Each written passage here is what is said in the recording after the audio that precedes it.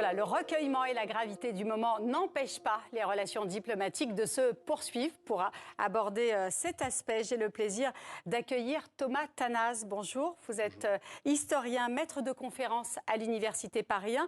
Anthony Favier, spécialiste du catholicisme contemporain, est également avec nous. Nous serons également avec Karim Émile Bittard un peu plus tard. Soyez tous les bienvenus. Alors, un mot peut-être sur cette rencontre entre Trump et Zelensky. Thomas Tannaz, est-ce que vous avez été choqué par cette rencontre par opportunisme ? Est-ce que c'était le moment, le lieu ? Je n'ai pas été choqué, c'est assez conforme à la vocation du Vatican, de la diplomatie vaticane, qui est une diplomatie très importante. Ce qui est très intéressant, si on suit ce que disait la presse italienne, c'est que Volodymyr Zelensky voulait vraiment cette rencontre avec Donald Trump, et il était sur le point d'annuler sa présence à Rome. En fait, hier, dans les médias italiens, on disait que finalement, il ne viendrait pas parce qu'il pourrait être occupé à autre chose. Et donc, le fait qu'ils se soient rencontrés montre qu'il y a eu une discussion avec les Américains et que probablement, comme on connaît les relations, il y a eu un rapprochement avec la position de Donald Trump. Donc c'est pour ça que ça peut être un espoir ou quelque chose d'intéressant. Est-ce que vous, de votre côté, vous avez été étonné par cette rencontre ? Comment vous comprenez ce moment diplomatique au moment de ces funérailles, de ce aussi moment de recueillement pour tous les chrétiens du monde entier ? Alors le pape, il a un rôle double puisqu'il est à la tête, en effet, d'une religion, mais il est aussi un chef d'État, donc il joue en permanence sur les deux tableaux. Donc là, c'est la dimension chef d'État qui a joué, comme c'est ses obsèques, on peut trouver là un moyen de faire passer des messages. L'institution catholique aime bien se présenter comme faiseuse de paix. Sant'Egidio, les organisations catholiques sont souvent présentes dans les conflits afin de chercher une négociation, de faire avancer l'agenda de la paix. Donc ça pouvait être ça. Alors après, à qui ça sert ? Elle est compliquée, votre question, parce que l'Église catholique montre son soft power, sa puissance douce, d'être capable de jouer dans la cour des grands, des très très grands de ce monde. Et en même temps, du côté de Trump et Zelensky, ils ne sont pas dupes de ce qu'ils font eux-mêmes, je pense. Donc ils viennent ici se présenter auprès du corps d'un homme qui est une des rares figures positives au niveau mondial aujourd'hui. Quand on regarde parmi les personnes, il n'y a plus la reine d'Angleterre, qui a cette puissance symbolique, ce symbole d'unité, de paix, cette figure positive ? Il y a le pape. Et les obsèques du pape, c'est un peu comme lorsque les JO sont inaugurés ou lorsqu'il y a un enterrement ou un mariage de la famille royale britannique. C'est un événement mondovision. On le commente, là, nous, à Paris, on le commente. Et donc, du coup, c'est une fenêtre d'opportunité pour toutes les diplomaties du monde entier, et le Saint-Siège, l'Ukraine ou les États-Unis. Alors, les précédentes funérailles papales, c'était Jean-Paul II. Est-ce qu'on se souvient de moments politiques comme ça importants durant des funérailles du pape ? Il n'y a pas eu de rencontre comparable. En fait, c'est quelque chose qui est assez unique et qui est lié au contexte. Là, en 2005, le monde il y avait beaucoup de problèmes, mais on n'était pas dans la situation d'aujourd'hui. En échange, l'image très spectaculaire, si l'on se rappelle qu'au départ, les États-Unis ont été fondés par des pères fondateurs qui étaient très anti-catholiques, pour dire les choses clairement. Voir tous les présidents américains en rang pour Jean-Paul II, et puis aujourd'hui, il y avait aussi Joe Biden qui était à cette cérémonie. Donc, cette fois-ci, pour le pape François, ça montre quand même un retournement des États-Unis où, en fait, le monde catholique et la religion catholique est devenue de plus en plus importante et elle est même surreprésentée dans le monde politique. Anthony Favier, le Vatican a des relations diplomatiques avec 184 pays. Est-ce que la diplomatie du pape François avait des spécificités comparées à ses prédécesseurs ? Est-ce qu'il était porté par la politique comme les...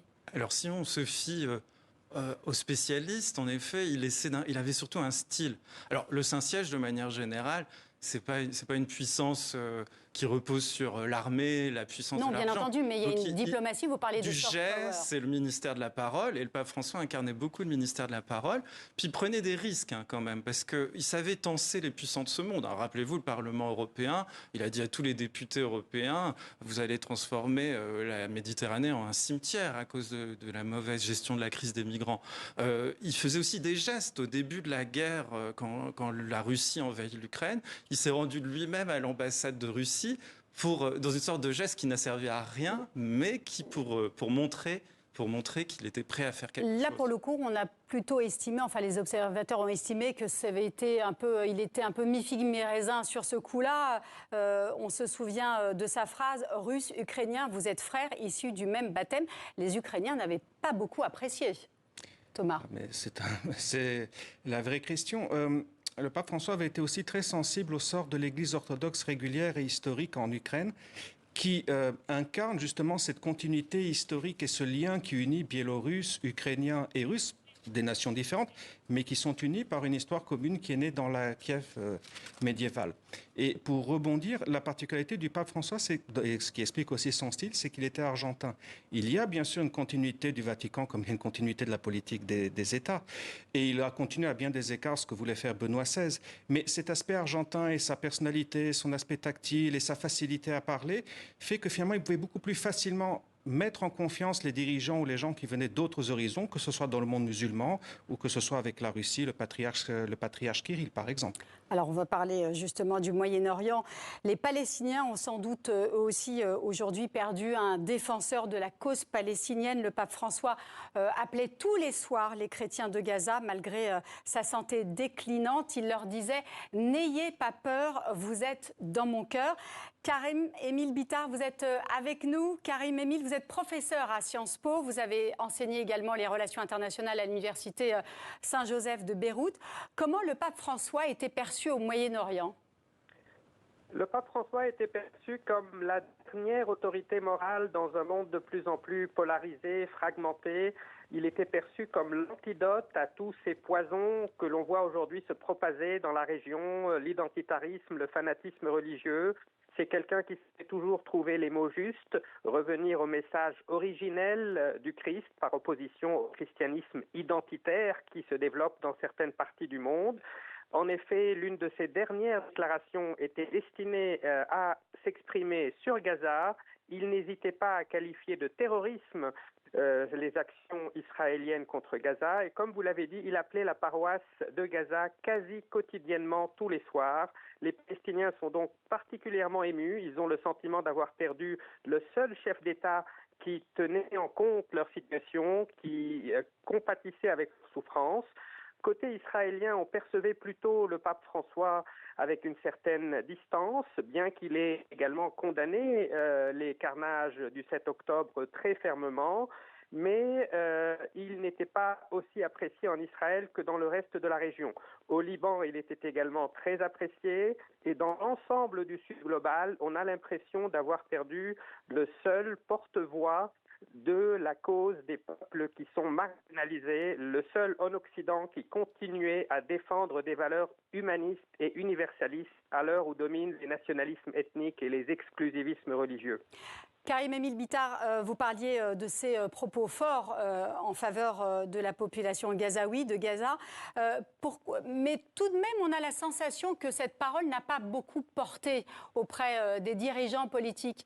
Comment vous l'expliquez ? En effet, sa parole n'a pas été suivie, tout simplement parce que le reste des dirigeants occidentaux n'était absolument pas en phase avec le pape François. Alors qu'à l'époque de Jean-Paul II, le discours de Jean-Paul II était parfaitement en phase avec celui des leaders américains, britanniques de l'époque. C'était l'époque de la guerre froide et il y avait un bloc qui était uni. Aujourd'hui, on avait le sentiment que le pape parlait dans le désert, mais c'était un peu une parole désarmée. Et c'est ce qui fait la force de l'Église, c'est précisément qu'elle doit incarner une autorité morale, quand bien même cette voix serait isolée sur la scène internationale, quand bien même il n'y aurait pas d'autres chefs d'État qui montreraient le même courage, car ils doivent prendre en considération leurs intérêts économiques, géostratégiques, etc. Le Vatican a porté la parole de vérité et de justice dans cette partie du monde, et cela, les peuples de la région ne l'oublieront pas de sitôt. Merci beaucoup, Karim-Émile, d'avoir été avec nous. Anthony Favier, est-ce que ce pape qui se voulait le pape des pauvres, un pape un peu ordinaire, a justement empêché d'avoir plus de charisme auprès des dirigeants politiques? Est-ce que ça a empêché sa voix de porter davantage ? Est-ce qu'il est moins charismatique? Est-ce qu'il a été moins écouté qu'un Jean-Paul II, par exemple? Non, mais je pense qu'il faisait reposer son charisme, mais l'expert vient bien de le dire, en fait, sur une sorte de prophétisme qui s'appuie sur les périphéries. C'est-à-dire, il parlait du centre pour s'adresser aux périphéries, pour essayer de porter une contestation éthique sur la mondialisation, l'injustice, ce qui se passe au Proche et au Moyen-Orient. Il utilisait beaucoup cette technique-là. En effet, du point de vue occidental, il y a des tas d'incompréhensions qui sont nées avec nous sur la situation en Ukraine, vous l'avez rappelé, mais également le populisme qu'il avait du mal à condamner au nom de la défense de la démocratie libérale, au nom des valeurs de la démocratie libérale. Donc il y avait toutes ces ambiguïtés. Évidemment, il n'était pas aligné comme Jean-Paul II, qui, dans sa chair, avait souffert du soviétisme et s'était aligné beaucoup plus facilement sur les chancelleries occidentales, car il voulait défendre la démocratie contre le totalitarisme à l'est de l'Europe. Le pape François, en latino, il ne perçoit pas du tout les choses de la même façon. Il voit les Américains comme des Yankees, il voit l'impérialisme, et comme il l'avait dit au Parlement européen, il perçoit un peu les Européens un peu comme languissants, vieillissants, un peu gavés de richesses. Alors évidemment, en faisant cette tactique-là, alors que l'Europe connaît des difficultés, qu'elle peut avoir des soucis à gérer un certain nombre de dossiers, comme la crise des migrants, ça pouvait pas être complètement aligné, ça pouvait pas être perçu comme dans les autres parties du monde, je pense. Alors, on le décrit aussi un peu comme le pape de la mondialisation, hein. D'ailleurs, il a aussi changé beaucoup les équilibres au niveau des cardinaux électeurs, hein, ceux qui vont être amenés à élire le futur pape. Comment ça s'est modifié au profit de quel continent, de quel pays? Là aussi, quelles sont les proportions aujourd'hui? Là aussi, il a continué sur ce qu'il y avait avant, c'est-à-dire qu'aujourd'hui, les Européens sont minoritaires. Alors, ils sont proportionnellement surreprésentés et l'Italie est surreprésentée. Pour donner une mesure, l'Italie a autant de cardinaux que toute l'Afrique. Mais enfin, avant, c'était l'Italie qui avait tous les cardinaux.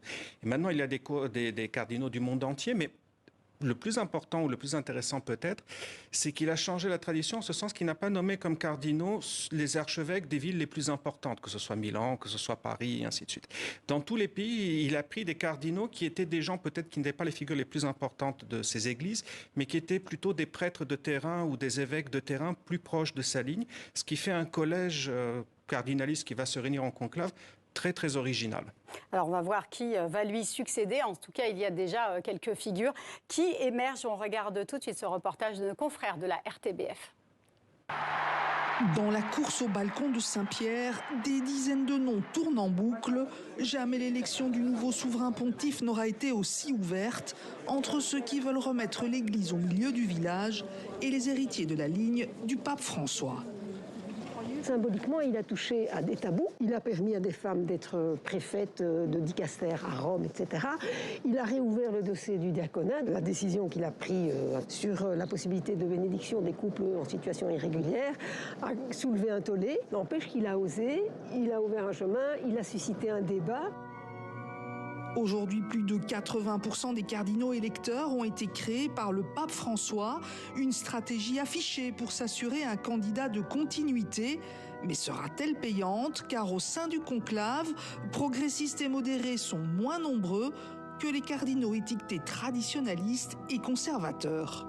Il y a un groupe entre les cardinaux et dans l'Église catholique, notamment dans le monde anglo-saxon, où il est très prononcé, en Amérique du Nord, qui n'a pas aimé ce pontificat. Il y a sans doute un groupe qui est assez fort, surtout sur Internet, je dirais, qui veut en fait remettre l'Église en 2013, là où on a arrêté avec Benoît XVI.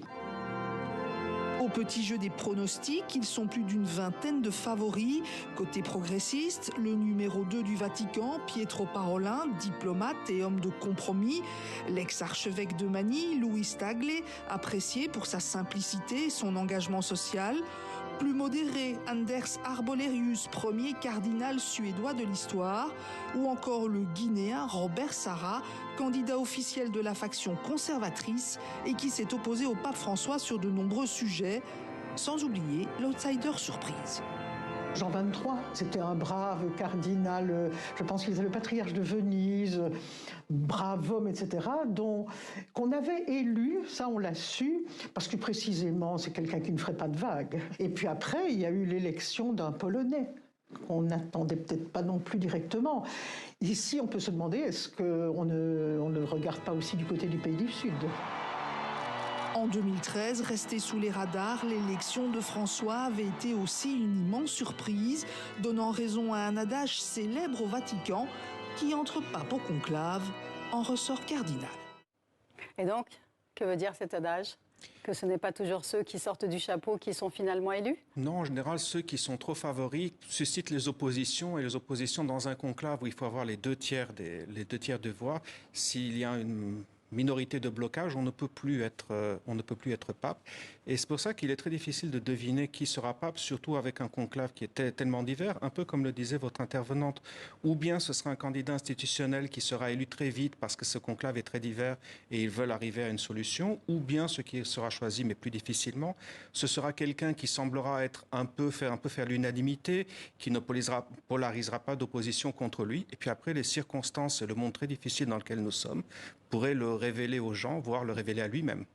Est-ce que l'équilibre joue en faveur plutôt des réformistes ou des traditionalistes ? Il faut toujours repartir du mode de scrutin qui est très particulier parce que c'est une majorité qualifiée aux 2/3. Donc on vote très rarement aux 2/3 dans nos démocraties. Donc on ne comprend pas tout ce que ça implique. C'est-à-dire, l'autre expert l'a bien dit, il faut éviter d'avoir une minorité contre soi en réalité. C'est plutôt comme ça qu'il faut penser.